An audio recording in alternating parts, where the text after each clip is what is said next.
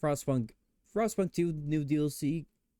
Hello there, Frostpunk 2 new DLC came out a few weeks ago. It might be a month now.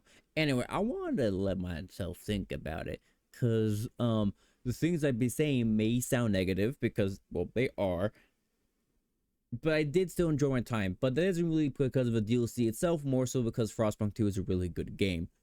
And yeah, it has some definitely some disappointments. They add some new things to the game. Two most notable, like I hope that they add to the rest of the game, is diplomacy and war. Diplomacy is pretty basic. You negotiate, do like trade agreements and whatnot.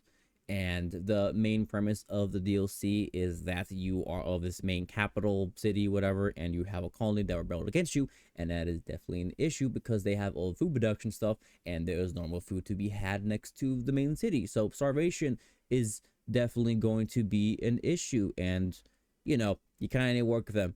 So you have two options. You can either declare war on them or you can negotiate with them. And these features are just kind of fine. Negotiation, is pretty simple. You just how much resources you're going to exchange between each other. They can potentially send a counter offer, which is, okay, cool. Depending if you go negotiation, like route the path of the story, you can like eventually negotiate, like because they'll eventually ask to have part of your generator, and if you do, you can get part of a war under your control. You can like negotiate how people living there or more control of the land or whatnot. And yeah, and that's that. One of the which also the war stuff, which is also the funner route too, because I think story wise it's a little more interesting as well, which we'll get into later. But anyway, you have the platoons and the bear cubs. The bear cubs is where you train them. They also give you some shelter, but in terms of like gameplay, it's not that much. You can train platoons. They're basically just scouts, but they attack stuff. There's nothing like specific you do or like narrative or morale or anything changing that really they do. You can send them to attack some of the outposts that they have, so you can make it easier to negotiate. And then if you do conquer them, it's also pretty lackluster because instead of it being like some sort of war overview or plan or anything like that, it's just a text box that shows up when you do battles. There's no like anything. I was kind of hoping, or I think could be something like the protest system and how that works in the base game, which isn't even really in this scenario at all for some reason. Besides, like later when you conquer them, you can have like a resistance you have to fight, but that's also just like a lesser version of that. Anyway, like managing where your troops are to there, or some sort of I don't know overview of what I don't know, not just a text box that shows up. I mean, the artwork's cool, but besides that, I mean, it's just yeah, it's just not that much. There's nothing really special to it. I guess there's like a new resource type called Heavy Weaponry, which you can use to enhance crime fighting, and you can also use it to make your army stronger, but like have more casualties on the enemy side, so more like destruction to districts. But yeah, that's basically to that. So one of the main threats of the DLC, the new thing in scenario, is the tremors. There's like seismic pressure that builds up because you're next to a volcano that's rumbling. Don't worry about that. That's definitely not going to be an issue later. But anyway, they will mess up your districts and potentially kill, injure your citizens within those districts. You can negate this though by a little like hub thing you build, which provides protection and negates it to a varying amount depending on how well his protection is and whatnot. You also can use less of the geothermal energy to like have less seismic pressure, although you can also build these things called stabilizer hubs pretty early on. I think it's like 60-ish weeks. I'm not sure if it's like a specific like thing you need to meet for it to pop up, but it's just like not much of an issue in general.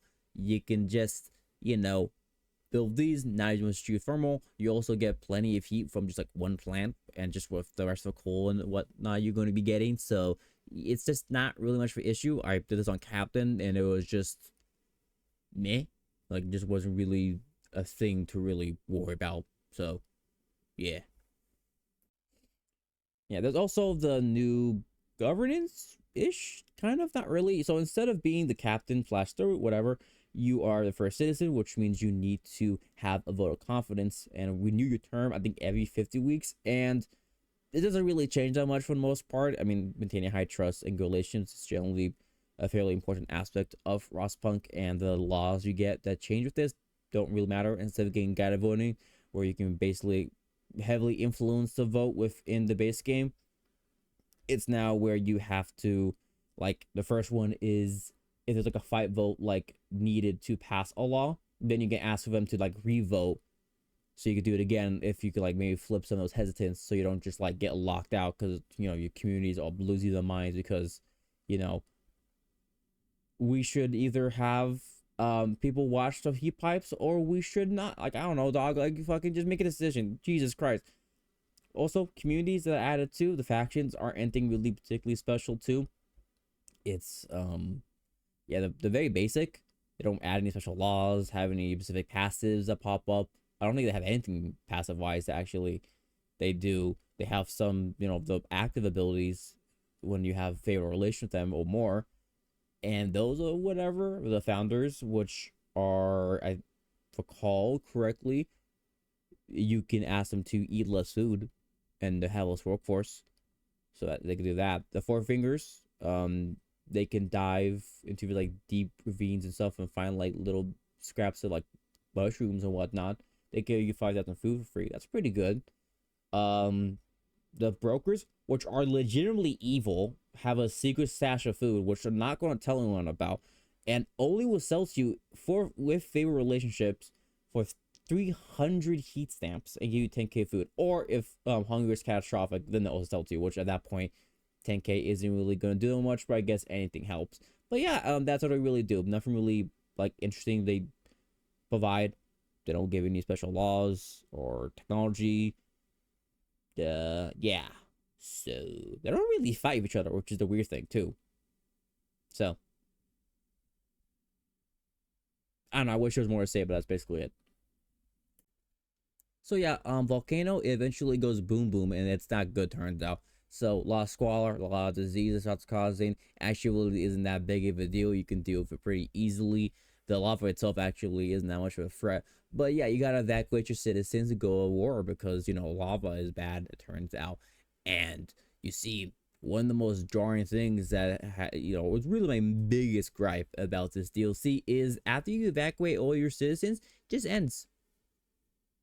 See, I did negotiation first, and you don't get this as much in negotiation. You get more of in the warpath, but you actually get like some tension events and him managing people, whatnot, the resistance that pops up during the war and all of that. But you don't really, like, you don't get that during negotiation as much, and those tension events like, ooh, what you gonna do, how you gonna mend these cultures. None of that, because once you evacuate, story's over. Doesn't matter how well you evacuated, the huge influx of people rushing into the city. No. Doesn't matter. Doesn't matter. Just over.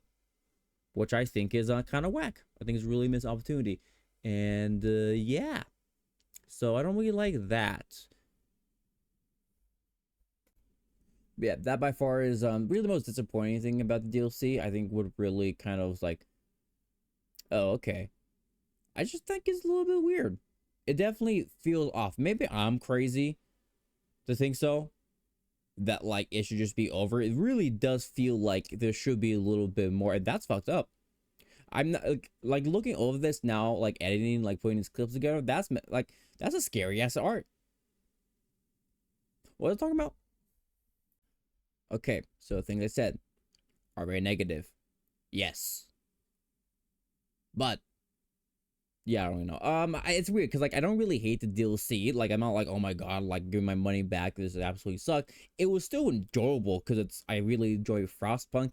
It's also only $13, which I'm really considering how expensive a lot of DLCs in game for other things and other games I do play. I can't really complain all that much. It was still a good time. I ended up playing both paths, and didn't really feel like it was a waste. I just was kind of disappointed. I feel like it could be more.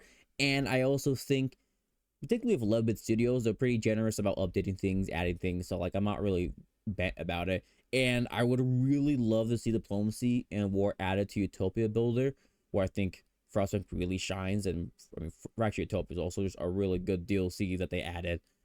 adding war. You can find settlements and conquer them, have the outposts taken from them, trade with them. Maybe, particularly like something like the secret police you get, you can kind of like start influencing. Maybe if things are going too well, you can like inspire some sort of protest or uprising in other cities, something like that, maybe. But yeah, that's pretty much it. DLC overall is kind of disappointing. I still think it was fun because Frostpunk is an amazing game. And yeah, that's pretty much it. That's my thoughts on that. If you found this review helpful at all, whatnot, liked it, maybe as far, thank you. And yeah, hopefully you have a good rest of your day. But I definitely think it's the one you should probably catch on sale. And if you don't already have Fractured Utopias and you're deciding what you're going to spend your little extra chunk of change on, definitely buy Fractured Utopias over this. But yeah, anyway, hope you have a good day, and yeah, bye.